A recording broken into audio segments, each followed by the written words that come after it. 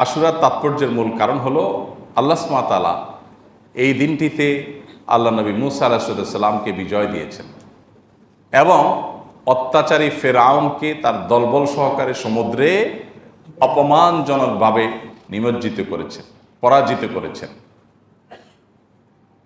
যে মানুষগুলো মাজলুম ছিল, নিষ্পেষিত ছিল, যুগ যুগ ধরে আল্লাহ সুবহানাহু ওয়া তাআলা তাদেরকে নাজাত এবং মুক্তি দিয়েছেন। এটা নাজাত এবং মুক্তির দিন, বিজয়ের দিন। এমনকি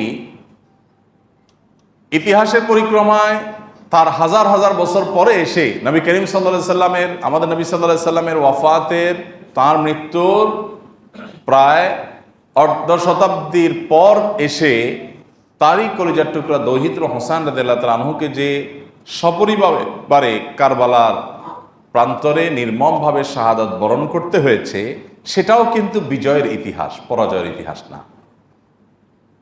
বিজয় কিভাবে?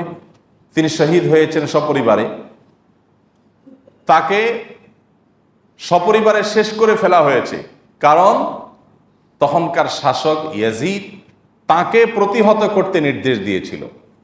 যে ইয়াজিদ বলেছিল হুসাইন রাদিয়াল্লাহু তাআলা যেন আসতে না পারে এদিকে, তাকে যেন ঠেকানো হয় যে কোনো মূল্যে। এবং হুসাইন রাদিয়াল্লাহু তাআলার তাকে হত্যা করার জন্য ইয়াজিদ সরাসরি নির্দেশ করেছে নাকি করে নাই, এটা নিয়ে ঐতিহাসিক বিতর্ক আছে। কিন্তু এই ব্যাপারে কোনো বিতর্ক নাই যে হত্যাকারীদের কোনো বিচারের ন্যূনতম উদ্যোগ ইয়াজিদ গ্রহণ করে নাই। যদি সে এ হত্যায় তার কোনো সমর্থন না থাকতো, বরং এ হত্যায় সে অসন্তুষ্ট থাকতো, তাহলে তো তার এটার বিচার করার কথা। যাই হোক, সেটা ঐতিহাসিক আলোচনার বিষয়। মূল বিষয় হলো, আপনারা অনেকেই হয়তো জানেন, এত জুলুম করে, এত নির্যাতন করে প্রিয় নবী সাল্লাল্লাহু আলাইহি সাল্লামের দৌহিত্রকে হত্যার মতো এরকম দুঃসাহস এমন একজন মানুষ দেখিয়েছে যে নিজেকে মুসলমান দাবি করে, নবী সাল্লাল্লাহু আলাইহি সাল্লাম অনুসারী দাবি করে। আমি যার অনুসারী দাবি করছি তার দৌহিত্রকে সপরিবারে হত্যা করছি, কিসের জন্য? ক্ষমতা টিকিয়ে রাখার জন্য, জুলুম করবার জন্য। সেটা কতদিন টিকেছে জানেন? 4 বছর। এই ঘটনার পর মাত্র 4 বছর টিকেছে এজিদের সেই জুলুম, এরপর আর টিকে নাই। তাহলে আজও পর্যন্ত গোটা পৃথিবীর প্রান্তে প্রান্তরে, গোটা দুনিয়া জুড়ে প্রায় 1400 বছর পার হয়ে গেছে। এত বছর পর, 1400 বছরের চাইতে কম কিছুটা, 1300-1400 বছর পার হয়ে যাওয়ার পরও এখনো পর্যন্ত মানুষ চোখের পানি ফেলে হোসেন রাদিয়াল্লাহু তাআলা তার সপরিবারের জন্য। আর মানুষের রোশানল বদদোয়া হলো এবং মানুষের সকল আল্লাহ তাআলার কাছে অভিযোগ ফরিয়াদ হলো কাদের বিরুদ্ধে? যারা হোসেন রাদিয়াল্লাহুকে শাহাদাতের মুখোমুখি করেছে, তারপরে সপরিবারকে শেষ করেছে, সেই খুনিদের বিরুদ্ধে। তাহলে ইতিহাসে অমর হয়ে আছে যারা, তারা বিজয়ী, নাকি ইতিহাসের যারা আস্থা করে নিক্ষিপ্ত হয়েছে, অভিশপ্ত হয়েছে, তারা বিজয়ী? কারা বিজয়ী? নিশ্চয়ই যারা অমর হয়েছে তারা বিজয়ী। তাহলে আশুরার ঘটনা, আশুরার দিনে কারবালার ঘটনা, সেটাও কিন্তু বিজয়ের ইতিহাসই রচনা করেছে। বাহ্যিকভাবে মনে হয়েছে যে উনি শেষ হয়ে গেছেন, উনি মৃত্যুবরণ করেছেন, উনি শহীদ হয়েছেন, কিন্তু প্রকৃতপক্ষে এই মৃত্যু নয়, এই মৃত্যু জীবন। ন্যায় এবং সত্যের উপরে প্রতিষ্ঠিত থেকে অন্যায়ের বিরুদ্ধে কথা বলে নিজের জীবন দিয়ে ইতিহাসে অমর হয়েছেন। আল্লাহ সুবহানাহু ওয়া তাআলা আমাদেরকে আশুরা থেকে অনুপ্রাণিত হওয়ার তৌফিক দান করুন। আমরা আশুরা থেকে ত্যাগের শিক্ষা নিব, আশুরা থেকে আমরা চেষ্টা করব শেখার যে কত কিছু আছে। আপনি মুসা আলাইহিস সালামের ঘটনায় চলে যান, মূল ঘটনা, আশুরার তাৎপর্যের মূল ঘটনা সেটিতে চলে যান। মুসা আলাইহিস সালামের জন্ম হবে এই সংবাদ গণকরা দিয়েছিল ফেরাউনকে। ফেরাউন নিজেকে আল্লাহ দাবি করেছিল, খোদা দাবি করে বসেছিল।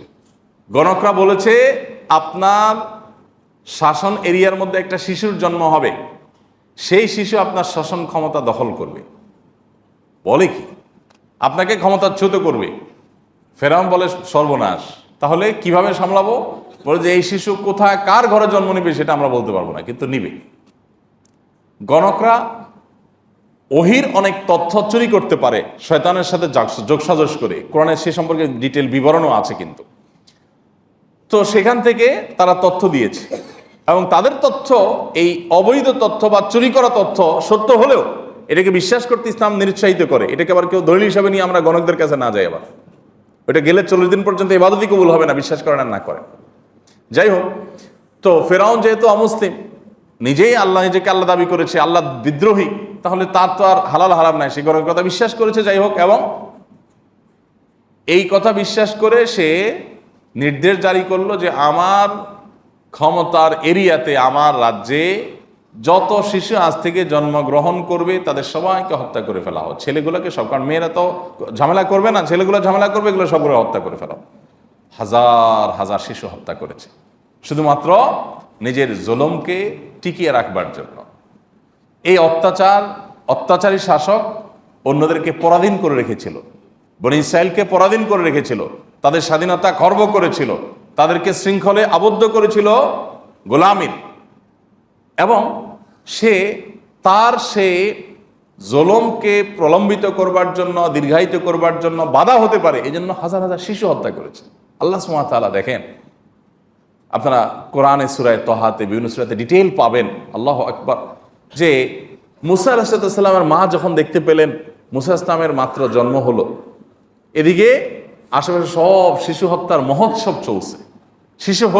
জন্ম হয়েছে খবর শুনলেই ফেরাউনের লোকজন এসে, তার দলবল সৈনিকরা এসে, তার বাহিনী এসে হত্যা করে ফেলত। তো মুসা আসলামের মা চিন্তা করলেন, চোখের সামনে নিজের বাচ্চাটা হত্যা করবে, এর চাইতে বরং তার বাড়ির পাশে নদী ছিল, নদীতে ছেড়ে দিই, যা হয় হবে, চোখের সামনে হত্যা দেখতে পারবো না। একটা বাক্স টাক্স কিছুটা তৈরি করে ওইটাতে বাচ্চা রেখে ভাসায় দিছে। আল্লাহর কি কুদরত, সে বাক্স যেতে যেতে যেতে যেতে ফেরাউনের রাজপ্রাসাদের পাশে যে ঘাট ছিল, যে ঘাট দেয়া সে গোসল ফুর্তি ফার্তা করতো, সেখানে গিয়ে ঠেকেছে। ফেরাউনের স্ত্রী আবার ছিল সন্তানহীন, সে দেখলো যে আরে বাচ্চার কান্নার আওয়াজ আসতেছে বাক্স থেকে, নদী থেকে ভেসে আসা। সে মনে করলো অলৌকিক কোনো বাচ্চা, উঠে নিয়ে গেছে। ফেরাউন তো হত্যা করবে, স্ত্রীর কথা হলো না, এটা আমরা কুড়ে আনছি কোথাকার কি ভাইসে আসছে, কোনো মা তোমার ভয় হয়তো ফেলে দিছে সেই সন্তান, আমরা লালন পালন করি, আমাদের ঘরেই তো থাকবে, আর ঝামেলা কি। ফেরাউনও রাজি হয়ে গেল, আল্লাহ তাআলা বড় করলেন। আর বড় করার পর অনেক ঘটনা কোরআনে বিবরণ এসেছে যে আপনার এ বাচ্চাকে পরীক্ষা করার জন্য ফেরাউন অনেকগুলো উদ্যোগ নিয়েছে, এর ভিতরে জ্বলন্ত আঙ্গার পর্যন্ত দিয়েছে, অনেক ব্যাপার স্যাপার আছে, অনেক ঘটনা আছে। যাই হোক, তো একটা পর্যায়ে মুসা আলাইহিস সালাম ফেরাউনের ঘরেই বড় হলেন। দেখেন, দুধ কলা দিয়ে খাইয়ে পুষিয়ে ফেরাউন বড় করেছে কাকে? মুসা আলাইহিস সালাম। আল্লাহ সুবহানাহু ওয়া তাআলা বলেন, তুমি যাকে ঠেকাবার জন্য এত উদ্যোগ নিয়েছ, তাকে শুধু আমি টিকিয়েছি তা না, তোমার ঘরে ঢুকায় টিকেছি। এই হলো আল্লাহ সুবহানাহু ওয়া তাআলার কুদরত। কিন্তু এই কুদরতটা মানে চাইলেই আপনি পেয়ে যাবেন বেটে বলে, এরকম না।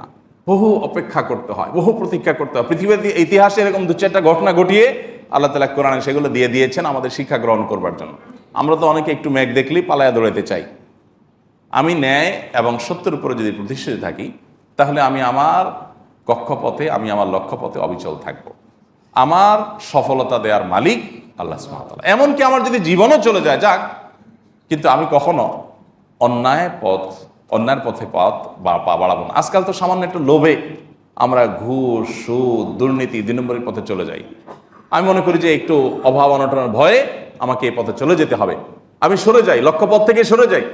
অথচ আমি আমার পথে যদি টিকে থাকি, মুসা আলাইহিস সালামকে যেরকম আল্লাহ তাআলা বহু পরীক্ষা নেওয়ার পর, বহু সময় পার হওয়ার পর ঠিকই তাকে বিজয় দিয়েছেন, আর ফেরাউনকে নির্মমভাবে আপনার সমুদ্রে নিমজ্জিত করেছেন অপমানজনকভাবে, ঠিক একইভাবে অন্যায়কে আল্লাহ সুবহানাহু ওয়া তাআলা সবসময় পরাজিত করেন এবং করবেন।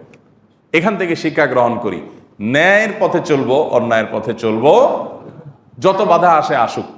ওই যে বললাম, সমাজে ভাবসাব থাকবে না, কেউ জিজ্ঞাসা করবে না, দাম দিবে না, পুষবে না, তারপর আমি সততার উপর টিকে থাকবো। আল্লাহ তাআলা আমাদেরকে সেই তৌফিক দান করুন। প্রিয় ভাইরা, মুহররম মাসের একটা বিশেষ দিন আছে আশুরা, যেটা মুহররমের 10 তারিখে হয়ে থাকে। এই মুহররম উপলক্ষে যদি আমি 1-2টা রোজাও রাখতে না পারি, তাহলে আমি কি জবাব দেব রাসূলুল্লাহ সাল্লাল্লাহু আলাইহি ওয়াসাল্লামের কাছে? সুযোগ অনুযায়ী অন্তত 1-2টা রোজা হলেও রাখার চেষ্টা করি। নিজে যদি রাখতে না পারি, নিজের বন্ধু বান্ধব, পরিবার যারা রাখার মতো সুযোগ আছে, ডিউটির চাপ নাই, কষ্টের ডিউটি নাই, তাদেরকে অন্তত উৎসাহিত করি। আলহামদুলিল্লাহ রাব্বিল আলামিন, ওয়াসসালাতু ওয়াসসালামু আলা নাবিয়িনা মুহাম্মদ ওয়া আলিহি ওয়া আসহাবিহি আজমাইন, আম্মা বা'দ। প্রশংসা কেবল আল্লাহ সুবহানাহু ওয়া তাআলার জন্য। দরুদ এবং সালাম নাজিল হোক প্রিয় নবী মুহাম্মদ মুস্তাফা সাল্লাল্লাহু আলাইহি ওয়াসাল্লামের প্রতি। আল্লাহুম্মা সাল্লি আলাইহি আল্লাহুম্মা বারিক আলাইহি। সম্মানিত ভাই বন্ধুগণ, হিজরি বর্ষের প্রথম মাস মুহররম। এই মুহররম মাস, এই মাসের কিছু জ্ঞাতব্য বিষয় আছে, এ মাসের কিছু তাৎপর্য আছে, এ মাসের কিছু করণীয় আছে, আবার কিছু বর্জনীয় কাজ আছে। আমরা সংক্ষেপে আজকে জেনে নিব যে মুহররম মাসের কি গুরুত্ব কোরআন এবং হাদিসের দৃষ্টিতে আছে এবং এই মাস উপলক্ষে একজন মুমিনের জন্য কি কি করণীয় আছে, আর এই মাস উপলক্ষে একজন মুমিনের জন্য কি কি বর্জনীয় আছে। প্রথম কথা হলো, মুহররম মাস এটি হলো কোরআনে কারীমের সূরা তাওবার 36 নম্বর আয়াতে ঘোষিত বছরের 12 মাসের 4টি সম্মানিত মাসের অন্যতম। আল্লাহ সুবহানাহু ওয়া তাআলা কোরআনে কারীমে সূরা তাওবার 36 নম্বর আয়াতে ইরশাদ করেছেন, মিনহা আরবাআতুন হুরুম। বছরের যে 12টি মাস আছে তার মধ্য থেকে 4টি মাস হলো সম্মানিত মাস, বিশেষ মর্যাদাপূর্ণ মাস। সেই 4টি মর্যাদাপূর্ণ মাসের ব্যাখ্যা, তার বিশ্লেষণ দিতে গিয়ে সহিহ বুখারীতে আবু বকর রাদিয়াল্লাহু তাআলা আনহু বর্ণিত হাদিসে নবী সাল্লাল্লাহু আলাইহি সাল্লাম ইরশাদ করেছেন, সালাসুন মুতাওয়ালিয়াত। 3টি হলো ধারাবাহিক মাস। বছরের যে 4টি সম্মানিত মাস আছে, সেই সম্মানিত 4 মাসের মধ্যে 3 মাস হলো ধারাবাহিক, একটার পর একটা। সেই ধারাবাহিক 3টি মাসের শেষ মাস হলো এই মুহররম। সম্মানিত মাসের অপর মাসটি হলো রজব, আল্লাযী বাইনা জুমাদা ওয়া শাবান, রজব মুদার আল্লাযী বাইনা জুমাদা ওয়া শাবান, অর্থাৎ রমজান মাসের আগের মাস, জুমাদা সানি এবং শাবান মাসের মধ্যবর্তী যে মাসটা রজব মাস, সেটাও সম্মানিত 4 মাসের চতুর্থ মাস। প্রিয় ভাইরা, আমরা প্রায় সময় বলে থাকি যে আল্লাহ সুবহানাহু ওয়া তাআলা বছরের 12টি মাসের মধ্যে 4টি মাসকে সম্মানিত ঘোষণা দিয়েছেন, মর্যাদাপূর্ণ মাস বলে ঘোষণা দিয়েছেন। আল্লাহ যে মাসকে সম্মানিত বলে ঘোষণা দিয়েছেন, মর্যাদাপূর্ণ বলে ঘোষণা দিয়েছেন, সেই মাসগুলো কখন আসে, কখন যায়, বা কোন কোন মাস সম্মানিত মাস, কোন কোন মাস সাধারণ মাস, এই সম্পর্কে আমাদের সমাজে খুব একটা ধারণা নাই বললেই চলে। আমরা এখানে যারা আছি, আমরাও বেশিরভাগ লোক জানি না কোনটা সম্মানিত মাস আর কোনটা সাধারণ মাস, ঠিক না ভাই? ঠিক। অথচ কোরআনে কারীমে আল্লাহ সুবহানাহু ওয়া তাআলা এই সম্মানিত মাস সম্পর্কে বেশ কয়েকটি আয়াতে বিস্তারিত বিবরণ উল্লেখ করেছেন। নবী সাল্লাল্লাহু আলাইহি সাল্লাম একাধিক হাদিসে এ বিষয়ে আলোচনা করেছেন। তাহলে একজন মুমিন হিসাবে আমাদের জন্য এই সম্মানিত 4 মাস সম্পর্কে ধারণা রাখা জরুরি নাকি জরুরি না? প্রিয় ভাইরা, 2টি মাস চলে গেছে, এগুলো সম্মানিত মাস ছিল, কিন্তু আমরা কয়জন মানুষ এই মাসগুলো অতিবাহিত করার সময় মনে পড়েছে যে এটি একটি সম্মানিত মাস যাচ্ছে? কয়জন মানুষ এমন আছে? হাতে গুনে পাওয়া কঠিন হয়ে যাবে, ঠিক না? ঠিক। প্রিয় ভাইরা, অতএব যে মাসটি এখন চলছে মুহররম মাস, এই মাসটিতে অন্তত আমরা এই কথা বারবার চিন্তায় আনার চেষ্টা করি, মাথায় আনার চেষ্টা করি, মনে করার চেষ্টা করি যে যেই মাসটি শুরু হয়েছে 30 দিন পর্যন্ত এই মাসটি আল্লাহ সুবহানাহু ওয়া তাআলা 4টি মাসকে বিশেষ সম্মানিত মাস বলেছেন, তার ভিতরে অন্যতম সেরা সম্মানিত মাস এটি। মুহররম শব্দের অর্থই হলো সম্মানিত। মুহররম শব্দের অর্থ কি? সম্মানিত। অতএব মুহররম মাসটি এই 4টি সম্মানিত মাসের মধ্যে আবার সবচেয়ে বেশি সম্মানিত মাস, সবচেয়ে বেশি মর্যাদাপূর্ণ মাস। আমরা আরো সহজ করে বলতে চাইলে বলতে পারি, রমজানের পরে সবচেয়ে শ্রেষ্ঠ মাস হলো এই মুহররম মাস। প্রিয় ভাইরা, কিন্তু মুহররম মাস আসে যায়, কখন আসে কখন যায় আমাদের কোনো খোঁজ খবরও থাকে না, ঠিক কি না? একজন সম্মানিত মানুষ সামনে আসলে আমার চলাফেরার ভিতরে একটা পরিবর্তন হয় কি হয় না? আপনি হয়তো পাও মেলে বসে আছেন, আপনার শ্বশুর আসছেন, আপনার বাবা আসছেন, আপনার শিক্ষক আসছেন, মুরব্বী আসছেন, তো আপনি নড়ে চড়ে বসেন কিনা? সম্মানিত মাস আসছে, কিন্তু আমাদের ভিতরে কোনো নড়ে চড়ে বসা বসি নাই। আমরা আগে যেমন ছিলাম এ মাসেও তেমন আছি। এর মূল কারণ হলো আমরা জানি না যে এটি একটি সম্মানিত মাস। এই মাসকে আল্লাহ তাআলা কি দিয়েছেন? সম্মান দিয়েছেন, মর্যাদা দিয়েছেন, ঠিক না ভাই? ঠিক। প্রিয় ভাইরা, অতএব যে মাসটি শুরু হয়েছে এই মাসটি সম্মানিত মাস, এই কথাটি আমাদেরকে মনে রাখতে হবে, বারবার মনে আনতে হবে। সম্মানিত মাসের করণীয় কি? সবচেয়ে বড় কথা হলো সম্মানিত মাসের সম্মান দেওয়া। সম্মানিত মাসের কি দেওয়া? সম্মানী মানুষকে যেরকম সম্মান দিতে হয়, আল্লাহ যেহেতু এই মাসকে সম্মানিত ঘোষণা করে দিয়েছেন, অতএব এই মাসকে সম্মান দেওয়া। এই মাসকে সম্মান আমরা কিভাবে দেব? নেক কাজ, ভালো কাজ, পাঁচ ওয়াক্ত সালাত ইত্যাদি এগুলোকে সময় মতো আদায় করব। অন্য মাসে যদি একটু গাফলতি করি, এই মাসে গাফলতি করব না। এই কথা মাথায় রেখে যে এটা সাধারণ মাস না, এটা কি মাস? সম্মানিত মাস। যারা সবসময় বিড়ি সিগারেট খায় এরা কিন্তু শ্বশুরের সামনে খায় না, ঠিক কি না? কেন? যে আমি খারাপ কাজ করি, কিন্তু তাই বলে শ্বশুরের সামনে খারাপ কাজ করে আর ডবল খারাপ কাজ করব না, ঠিক কি না? অতএব একজন মুমিন একটি সম্মানিত মাস, একটি মর্যাদাপূর্ণ মাস যখন অতিবাহিত করবেন, তিনি তখন অন্য সময় যে গুনাহের কাজগুলো করেন, এই মাসে সে গুনাহের কাজগুলো করতে ভাববেন যে এই মাসকে আল্লাহ সম্মান দিয়েছেন, আল্লাহর দেওয়া সম্মানকে আমার রক্ষা করতে হবে, বিধায় গুনাহ করা যাবে না। আল্লাহ কোরআনে বলছেন, ফালা তাজলিমু ফিহিন্না আনফুসাকুম, তোমরা সম্মানিত মাসসমূহে নিজেদের প্রতি কি করো না? অবিচার করো না। বিভিন্ন তাফসীরের কিতাবে উলামা ইকরাম লিখেছেন যে এখানে অবিচার করা বলতে আল্লাহ সুবহানাহু ওয়া তাআলা গুনাহের কথা বুঝিয়েছেন, অর্থাৎ এই সম্মানিত মাসসমূহে নিজের প্রতি নিজে অবিচার করো না, পাপাচার করে গুনাহের কাজ করে। অন্য সময়ও গুনাহ করা নিষেধ, কিন্তু সম্মানিত মাসে গুনাহ করার নিষেধাজ্ঞার মাত্রাটা আরো বেশি, গুরুত্বটা বেশি। প্রিয় ভাইরা, অতএব এই মাসে অন্তত মাঝে মধ্যে মনে করব, স্মরণ করার চেষ্টা করব যে এটি একটা কি মাস যাচ্ছে? সম্মানিত মাস যাচ্ছে। আর সম্মানিত 4টি মাস মুখস্থ করে নিব: জিলকদ, জিলহজ, মুহররম, আর 4 নম্বর হলো রজব, রমজান মাসের আগের মাস। মনে থাকবে তো ইনশাআল্লাহ? প্রিয় ভাইরা, মুহররম মাসের একটি বিশেষ করণীয় আছে, আর সেই করণীয়টা হলো এই মাসে বেশি বেশি নফল রোজা রাখা, নফল সিয়াম রাখা। নবী সাল্লাল্লাহু আলাইহি সাল্লাম সহিহ মুসলিমের হাদিসে আসছে, তিনি ইরশাদ করেছেন, আফদালুস সিয়ামি বা'দা রমাদান শাহরুল্লাহিল মুহাররম, রমজানের পরে সবচেয়ে উত্তম রোজা হলো আল্লাহর মাস মুহররম মাসের রোজা। আল্লাহর মাস মুহররম মাসের রোজা। মুহররম মাসকে কার মাস বলা হয়েছে ভাই? আল্লাহর মাস বলা হয়েছে। কে বলেছেন? রাসূল করিম সাল্লাল্লাহু আলাইহি ওয়াসাল্লাম। অতএব এই মাসটির বিশেষ মর্যাদা, এক তো সম্মানিত 4 মাসের একটি মাস, আরেকটি মর্যাদা পেলাম যে এই মাসকে আল্লাহর মাস বলে নবী সাল্লাল্লাহু আলাইহি ওয়াসাল্লাম এই মাসকে বিশেষ সম্মান দিয়েছেন। বলে অন্যগুলা কার মাস? অন্যগুলোও আল্লাহর মাস, কিন্তু এটাকে আল্লাহর দিকে সম্বন্ধ করে এই মাসের বিশেষ মর্যাদা, স্পেশাল মর্যাদার কথা ইঙ্গিত করা হয়েছে। প্রিয় ভাইরা, অতএব এই মাসের করণীয় হলো বেশি বেশি নফল রোজা রাখা। রমজানের পরে সবচেয়ে উত্তম নফল রোজার জন্য উত্তম মাস হলো এই মাস। নফল রোজার শ্রেষ্ঠ মাস মুহররম মাস। প্রিয় ভাইরা, আমরা বেশিরভাগ মানুষ মুহররম মাস উপলক্ষে আশুরার 1-2টা রোজা রাখি, ওইটা আশুরা উপলক্ষে, ওইটা ভিন্ন। মুহররম হিসাবে এই মাসে নবী সাল্লাল্লাহু আলাইহি সাল্লাম রোজা রাখার গুরুত্ব বর্ণনা করেছেন। রমজানের পরে সবচেয়ে বেশি রোজার জন্য গুরুত্বপূর্ণ মাস হিসেবে অভিহিত করেছেন। তিনি নিজে অবশ্য শাবানে রেখেছেন, এই মাসে রাখার সুযোগ তিনি পান না। এই মাসে রোজার ফজিলত নাজিল হওয়ার পরে তিনি রাখার সুযোগ পান নাই, তার আগেই হয়তো তিনি দুনিয়া থেকে বিদায় নিয়ে গেছেন, আর সেজন্য তিনি রাখতে পারেন নাই, কিন্তু আমাদেরকে জানাই গেছেন। প্রিয় ভাইরা, মুহররম তো প্রতিবারই আমাদের জীবনে একবার করে আসে, প্রতি বছরই একবার করে আসে। এই মুহররম উপলক্ষে যদি আমি 1-2টা রোজাও রাখতে না পারি, তাহলে আমি কি জবাব দেব রাসূলুল্লাহ সাল্লাল্লাহু আলাইহি ওয়াসাল্লামের কাছে? কথা বুঝে আসছে? এই মুহররম উপলক্ষে যদি 1টি রোজাও আমি না রাখি, তাহলে নবী সাল্লাল্লাহু আলাইহি ওয়াসাল্লাম যে মাসের রোজার এত গুরুত্ব বর্ণনা করছেন, সেটাকে আমি কোনো কি করলাম না? কেয়ারই করলাম না, পাত্তাই দিলাম না। ঠিক না? ঠিক। এই জন্য ভাই, সুযোগ অনুযায়ী অন্তত 1-2টা রোজা হলেও রাখার চেষ্টা করি। নিজে যদি রাখতে না পারি, নিজের বন্ধু বান্ধব, পরিবার যারা রাখার মতো সুযোগ আছে, ডিউটির চাপ নাই, কষ্টের ডিউটি নাই, তাদেরকে অন্তত উৎসাহিত করি এবং নিজে মাথায় রাখি, নিয়ত রাখি, আল্লাহ যখনই তৌফিক দিবেন মুহররম মাস উপলক্ষে এই মাসে নফল রোজা রাখার গুরুত্ব রয়েছে, সেই জন্য অন্তত 1-2টা রোজা হলেও রাখার চেষ্টা করি। রাখবো তো ইনশাআল্লাহ?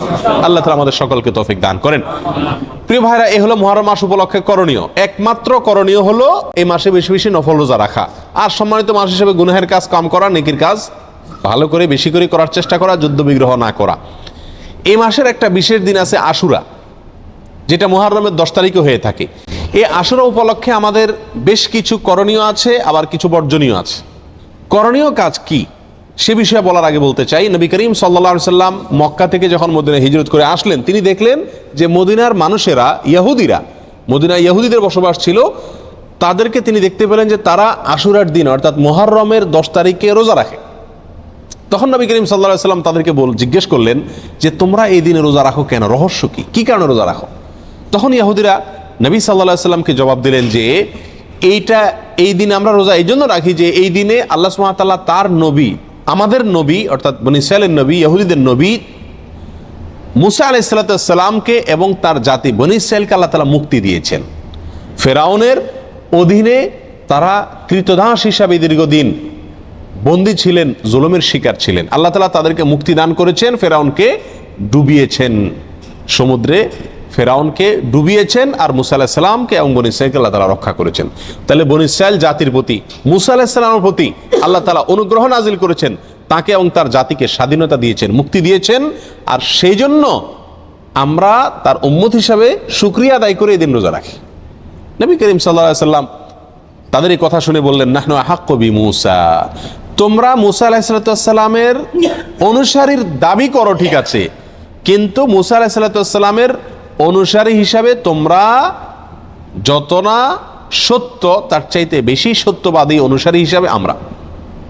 অতএব মুসা আলাইহিস সালামের প্রতি আল্লাহর অনুগ্রহ নাজিল হয়েছে এই দিনে, সেই উপলক্ষে তোমরা যদি শুকরিয়া আদায় করে আল্লাহর কাছে রোজা রাখো, তাহলে আমাদের রোজা রাখার অধিকার আরো বেশি। এই নবী সাল্লাল্লাহু আলাইহি সাল্লাম তখন সাহাবা একরামকে বললেন যে তোমরাও কি করবে, আশুরার দিনে রোজা রাখবে, তবে ইহুদিদের সঙ্গে ব্যতিক্রম করবে। ইহুদিদের সঙ্গে কি করবে? ব্যতিক্রম করবে। আর ব্যতিক্রমটা হলো এই যে তারা একটি রোজা রাখে, আমরা দুইটা রাখবো। তারা রাখে শুধু আশুরার দিনে, আমরা রাখবো তার সাথে আরেকটা রোজা যোগ করে। এই আরেকটা রোজা যোগের ব্যাপারে কোনো কোনো বর্ণনা আসছে একটা আগে অথবা একটা পরে, অর্থাৎ 9, 10 অথবা 10, 11।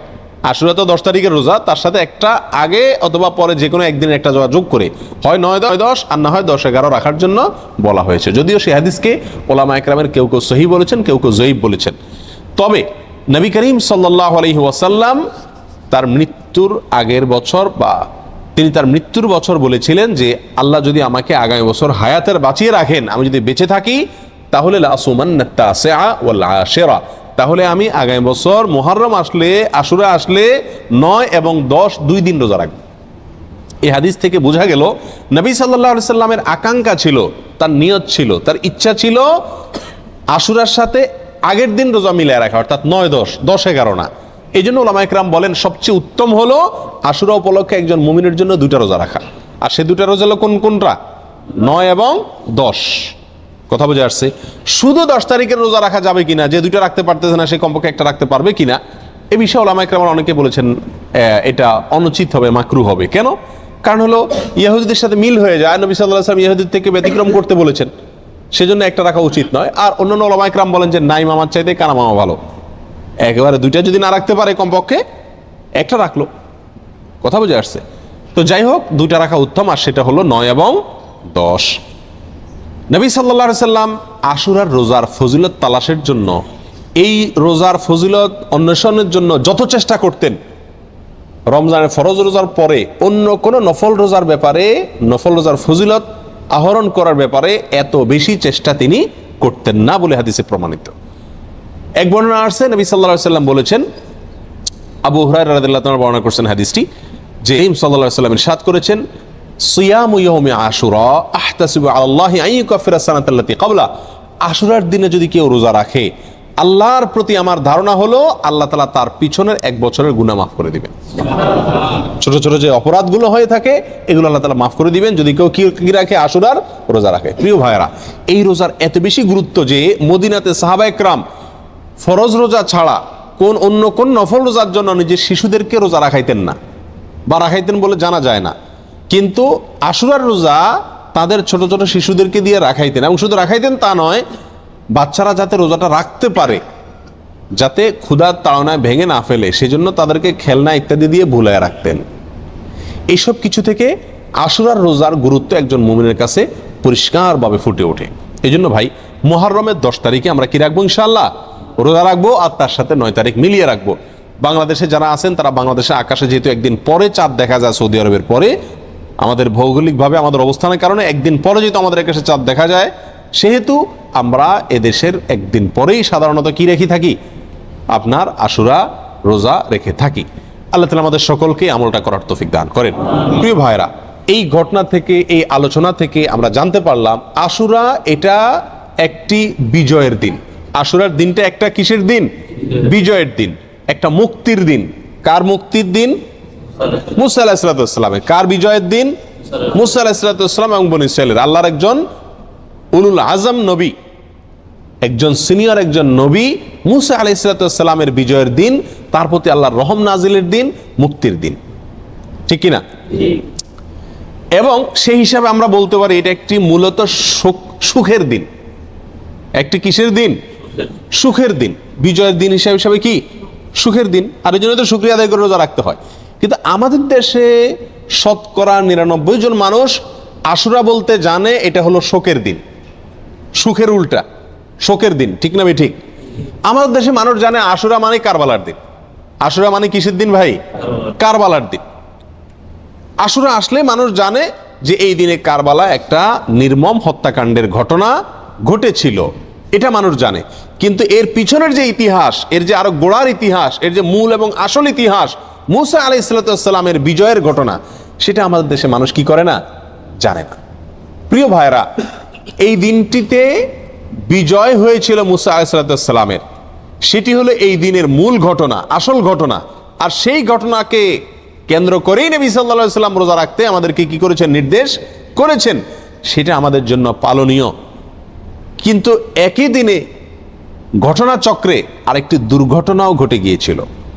একটি নির্মম, পৃথিবীর ইতিহাসের নির্মমতম হত্যাকাণ্ড ঘটে গিয়েছিল। নবী সাল্লাল্লাহু আলাইহি সাল্লামের অত্যন্ত প্রিয় দৌহিত্র হোসেন রাদিয়াল্লাহু তাআলা আনহুকে অত্যন্ত নির্মমভাবে হত্যা করা হয়েছিল কারবালায়। প্রিয় ভাইরা, এই কারণে আমাদের অনেক ভাইরা মনে করেন যে তাহলে এই দিনে আর সুখ পালন করা যাবে না, এই দিনে আর আল্লাহর প্রতি শুকরিয়া আদায় করে রোজা রাখা যাবে না। তাহলে কি করতে হবে? শোক পালন করতে হবে। এই ঘটনাকে বোঝানোর জন্য একটা ছোট এক্সাম্পল, ছোট একটি উপমা দিয়ে থাকি। সেটা হলো, ধরুন 16 ডিসেম্বর আমাদের বিজয় দিবস। বাংলাদেশের মানুষকে আল্লাহ তাআলা বিজয় দান করেছেন 16 ডিসেম্বরে।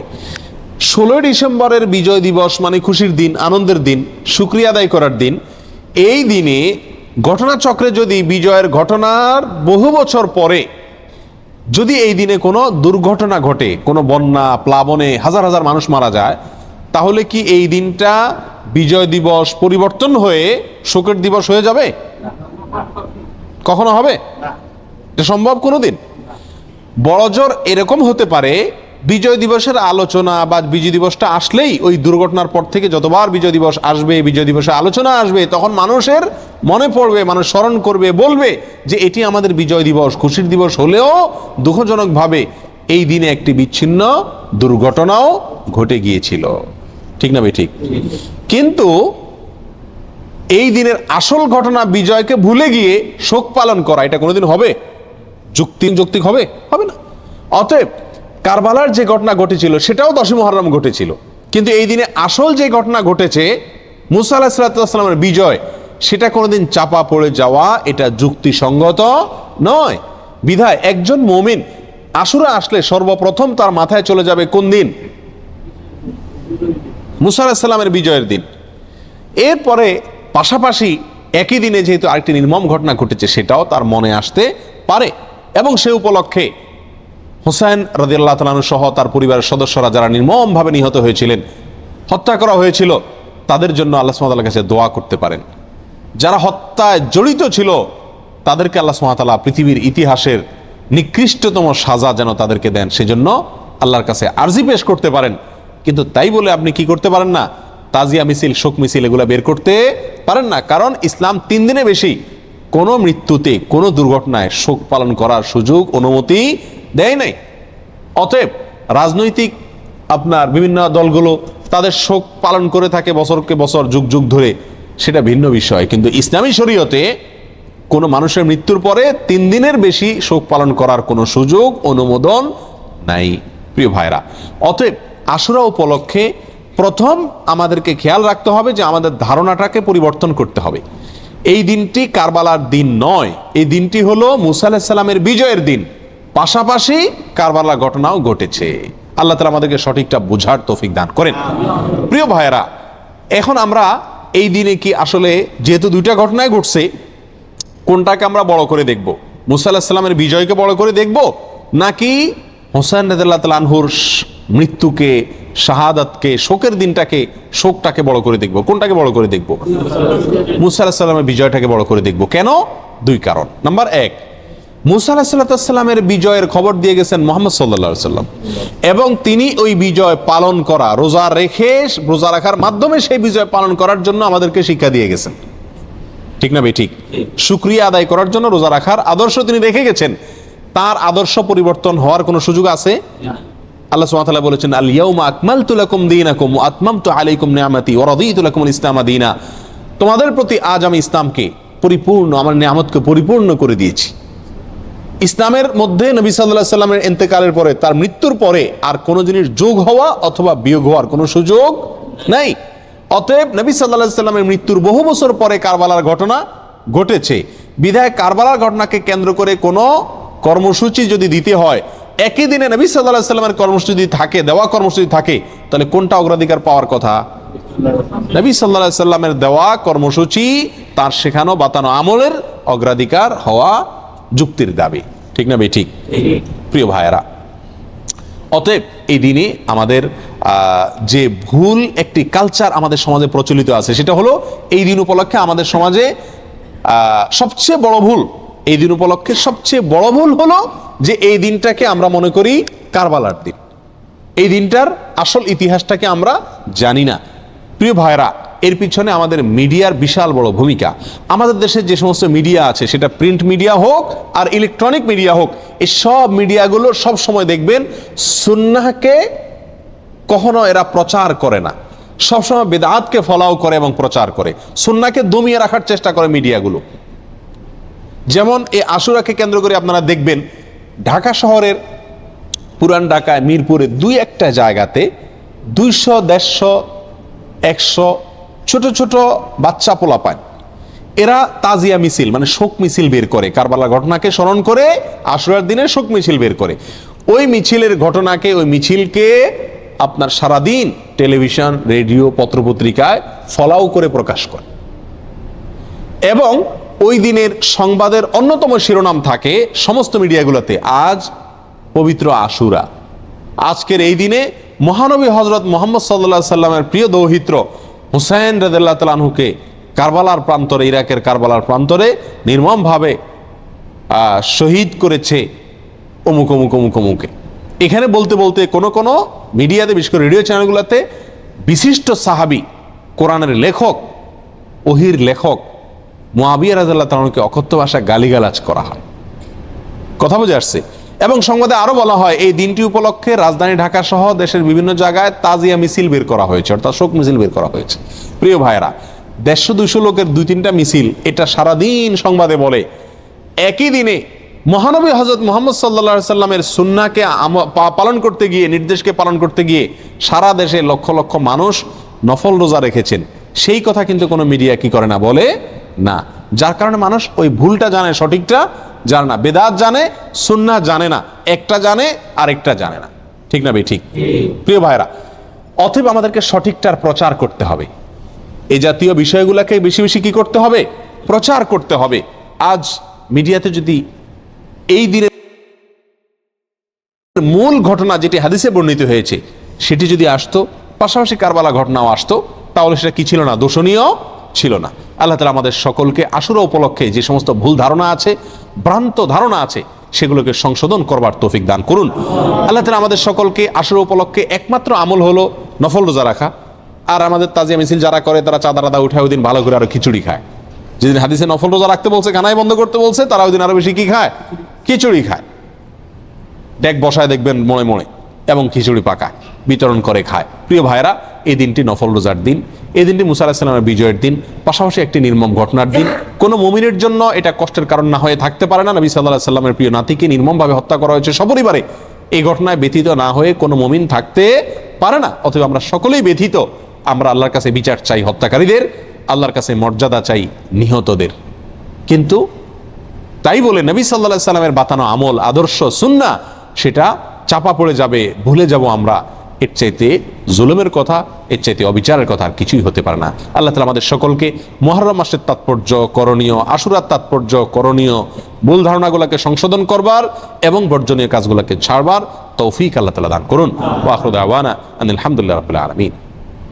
আশুরা রোজার ফজিলত কি এবং এবছর আশুরা রোজা কবে রাখতে হবে? আশুরা রোজার ফজিলত সম্পর্কে আমরা সবাই কম বেশি জানি। নবী করিম সাল্লাল্লাহু আলাইহি সাল্লাম থেকে প্রসিদ্ধ হাদিস রয়েছে, সহিহ মুসলিমে বর্ণিত হয়েছে, আবু কাতাদা রাদিয়াল্লাহু তাআলা বর্ণনা করেছেন যে নবীজি ইরশাদ করেছেন, সিয়ামু ইয়াউমি আশুরা আহতাসিবু আল্লাহি আন ইউকাফিরাস সানাতাল্লাতী ক্বাবলাহ। আশুরার রোজার ব্যাপারে আল্লাহর প্রতি আমার ধারণা হলো যে এর মাধ্যমে 1 বছর পূর্বের গুনাহ আল্লাহ তাআলা মাফ করে দিবেন। এবং আশুরার এই রোজা এটা কতদিন যাবৎ পৃথিবীতে রাখা হচ্ছে, সেটার উত্তর হলো মুসা আলাইহিস সালামের সময় থেকে রাখা হচ্ছে। তার মানে কয়েক হাজার বছর ধরে এই আশুরার রোজা পৃথিবীতে রাখা হয়। এমন একটা ইবাদত যেটার ধারাবাহিকতা হাজার হাজার বছর। তো এই আশুরার রোজা রাখার গুরুত্ব অপরিসীম। সাহাবা ইকরাম নিজেরা তো রাখতেন, নিজেদের বাচ্চাদেরকে পর্যন্ত এই রোজা রাখতে উদ্বুদ্ধ করতেন, যারা রোজা রাখার মতো তাদেরকে, এবং সেই সাথে তাদেরকে খেলনা ইত্যাদি দিয়ে ভুলিয়ে রাখতেন। এটা ছিল নবী সাল্লাল্লাহু আলাইহি সাল্লামের সাহাবা ইকরামের সুন্নাহ। সেজন্য আশুরা রোজা আমরা রাখার চেষ্টা করব ইনশাআল্লাহ। এই বছর আশুরা রোজা আমরা কখন রাখব, সেটার উত্তর হলো আজ বাংলাদেশে এবং এ অঞ্চলে যেহেতু একদিন পরে চাঁদ দেখা যায় মিডিল ইস্টের তুলনায়, শুক্রবার সন্ধ্যার পরে 9 মুহররম শুরু হয়ে যাবে। আর আশুরা রোজার মধ্যে সবচেয়ে উত্তম হলো 9 এবং 10 মুহররম রোজা রাখা। 10 মুহররম আশুরার দিন, আশুরা মানেই হলো মুহররমের 10 তারিখ বা 10ম দিন, অতএব সেটা তো আছেই। সেটা আগামী রোববার মুহররমের 10 তারিখ হবে। শনিবার দিবাগত রাতে সাহরি খেয়ে আমরা মূল রোজা আশুরা রোজাটা রাখবো ইনশাআল্লাহ। আর সাথে 9 তারিখকে প্লাস করে রোজা রাখলে সেক্ষেত্রে আজকে দিবাগত রাতে আমাদেরকে সাহরি খেয়ে আগামীকালকে শনিবার রোজা রাখতে হবে, অর্থাৎ 9 এবং 10। তাহলে শুক্রবার দিবাগত রাত, আজ শুক্রবার দিবাগত রাতে আমরা সাহরি খেয়ে কালকে রোজা রাখবো ইনশাআল্লাহ। আবার আগামীকাল দিবাগত রাতে সাহরি খেয়ে তারপরের দিন রোজা রাখবো। তাতে 9 জিলহজ এবং 10 জিলহজ দুইটা রোজাই আদায় হয়ে যাবে ইনশাআল্লাহ। কারণ যদি কালকে রোজা রাখা সম্ভব না হয় তাহলে তিনি শনিবার দিবাগত রাতে খেয়ে রবিবার রোজা রাখবেন, সেটা হবে আশুরার মূল রোজা। আর রবিবার দিবাগত রাতে সাহরি খেয়ে সোমবার তিনি রোজা রাখবেন, তাতে হবে আপনার 11 জিলহজের রোজা। আর সোমবার তো সাপ্তাহিক নফল রোজা আছেই, সেক্ষেত্রে আমরা টানা 3টা রাখতে পারি। শুক্রবার দিবাগত রাত, শনিবার দিবাগত রাত, এই দুইটা আশুরা। আর রবিবার দিবাগত রাত হলো কিসের? সোমবারের সাপ্তাহিক নফল রোজা। তাহলে টানা 3টা রোজা হয়ে গেল। আর যদি কেউ একের ভিতর 2 চান, মানে শর্টকাটে, তাহলে সেক্ষেত্রে শনি আর রবি রাখলে রোববারেরটা ডাবল নিয়ত করতে পারেন। 11 মুহররম হিসাবে রোজা, আবার সোমবারের রোজা, দুইটা সবই একসাথে পাওয়া যাবে। আর যদি কেউ 3টা রাখেন তাহলে তার সব বেশি, এটা বলার অপেক্ষা রাখে না। অতএব আশুরা রোজাগুলো আমরা রাখার চেষ্টা করবো ইনশাআল্লাহ। এদিন আল্লাহ রাব্বুল আলামিন মুসা আলাইহিস সালামকে বিজয় দিয়েছেন, সত্যের বিজয় দিয়েছেন। আর অসত্য বা ফেরাউন বাহ্যিকভাবে শক্তিশালী মনে হলেও দীর্ঘদিন অহমিকার সুযোগ আল্লাহ তাআলা ছাড় দিয়ে একটা পর্যায়ে তাকে চরম পরিণতি বরণ করতে বাধ্য করেছেন। সেই ঐতিহাসিক দিন আল্লাহ নবী মুসা আলাইহিস সালাম সেটার জন্য আল্লাহর কাছে শুকরিয়া আদায় করে তিনি রোজা রেখেছেন, এবং তার অনুসরণে আমরাও রোজা রাখি। এবং ইয়াহুদীদের রোজার চাইতে আমাদের রোজা যেন ভিন্নতর হয়, সেজন্য আমরা 2টা রোজা রাখি। এবং সেই 2টা রোজার ভিতরে সবচেয়ে উত্তম হয় 9-10, 9-10 না পারলে 10-11, এই 2টা ধাপের রোজা। আর যদি সেটার কোনোটাই সম্ভব না হয়, শুধু একটাই রাখতে পারে, তাহলে 10 তারিখের রোজাটাও রাখা যেতে পারে, যদি অনেক কোনো সেটাকে নিষেধ করেছেন। আশুরা উপলক্ষে কি কি আমল করব? আশুরা উপলক্ষে সর্বপ্রথম এবং প্রধান আমল হলো রোজা রাখা, যেটা আমরা এতক্ষণ বললাম। মুহররমের 10 তারিখ এবং তার সাথে 9 তারিখ, এই 2টা রাখা উত্তম। কারণ নবী সাল্লাল্লাহু আলাইহি সাল্লাম বলেছেন, যদি আমি আগামী বছর বেঁচে থাকি তাহলে আমি 9-10 রোজা রাখবো। এই জন্য 9-10 রাখাটা উত্তম, এটা নবীজির স্বপ্ন ছিল, আকাঙ্ক্ষা ছিল। আর না হলে 10-11 রোজা রাখা, এটা হলো আশুরার প্রধান আমল। দ্বিতীয়ত, আশুরার এই দিবসের শিক্ষাটা গ্রহণ করা, এটা নিয়ে খুব বেশি আলোচনা হয় না। আলোচনা হয় শুধু আশুরার রোজা নিয়ে, ইতিহাসও আলোচনা হয়, কিন্তু আশুরার চেতনা কি, আশুরার শিক্ষা কি, আশুরা আমাদেরকে কি বার্তা দেয়, সেটা নিয়ে আলোচনা হয় না। সেটা আমরা আজকে আলোচনা করার চেষ্টা করেছি আলহামদুলিল্লাহ। অতএব আশুরা উপলক্ষে প্রতি বছরই আমাদের এই শিক্ষাটা ধারণ করা দরকার যে সত্যের বিজয় হবেই হবে 2 দিন আগে আর 2 দিন পরে। আর অসত্য এবং বাতিল লাঞ্ছিত, অপমানিত, পরাজিত, নিমজ্জিত হবেই হবে, সেটাও 2 দিন আগে বা পরে। ফেরাউন শক্তিশালী ছিল, ফেরাউন ক্ষমতাবান ছিল, জালিম ছিল, তাই বলে তার পক্ষাবলম্বন সত্যের অনুসন্ধানে মানুষরা করে নাই। মুসা আলাইহিস সালাম দুর্বল ছিলেন, তার অনুসারী বনী ইসরাঈলও দুর্বল ছিলেন, তারা শোষিত ছিলেন, আর ফেরাউন শোষণকারী ছিল। এই দুইয়ের মধ্যে আল্লাহ তাআলা চূড়ান্ত হাসি, শেষ হাসি, চূড়ান্ত বিজয় এটা দান করেছেন কাকে? মুসা আলাইহিস সালামকে। অতএব সত্যের বিজয় হয় 2 দিন আগে আর পরে। এই চেতনা, এই শিক্ষা মাথায় রেখে যদি আমরা চলি, আমরা সত্যের সাথে থাকবো, সেটা দুর্বল হলেও সত্যের সাথে থাকবো, সংখ্যায় কম হলেও। আমি শুধুমাত্র শক্তি, সামর্থ্য, দল, গ্রুপ, মতাদর্শ এগুলো দেখে, জোয়ার দেখে আমি চলবো না, আমি আদর্শের ভিত্তিতে চলবো। এই শিক্ষাটা আমাদেরকে আসলে দিয়ে থাকে। অতএব সেই শিক্ষাটা আমরা ধারণ করার চেষ্টা করব ইনশাআল্লাহ। আশুরা উপলক্ষে একটা হাদিস, যে হাদিসকে ইমাম তিরমিজি রাহিমাহুল্লাহ বিশুদ্ধ বললেও, হাসান বললেও, অন্য ইমামরা অনেকে জয়ীফ বলেছেন, সেটা হলো এই দিনে আল্লাহ তাআলা আল্লাহর বান্দাদেরকে মাফ করার ইতিহাস আছে। অতএব পরবর্তী জাতিরাও আল্লাহর কাছে তওবা করলে এই দিনে তওবা কবুল হবে, আল্লাহ তওবা করবেন, কবুল করবেন। তো সেই হাদিসের উপর ভিত্তি করে কেউ আল্লাহর কাছে এই দিনে ইস্তেগফার এবং তওবাও করতে পারে, যেহেতু নফল আমল, এটা চাইলে কেউ করতে পারেন।